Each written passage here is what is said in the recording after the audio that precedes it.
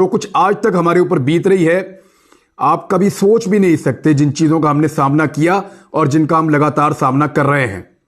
लेकिन मैं आपके सामने बैठा हूं, मैं जानता हूं मैं पहले जैसा कभी नहीं हो सकता, मैं वैसा कभी नहीं हो सकता जैसा मैं था।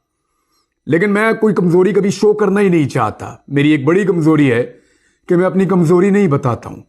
लेकिन आपको मैं ये बताऊं कि मैंने कीमत चुकाई है, मेरे घर वालों ने कीमत चुकाई है, बदस्तूर चुका रहे हैं।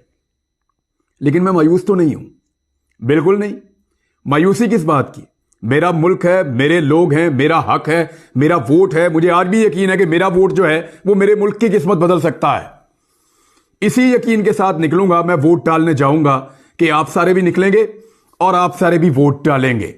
अगर आप सारे निकले और आप सारों ने वोट डाला तो आप सब कुछ बदल सकते हैं।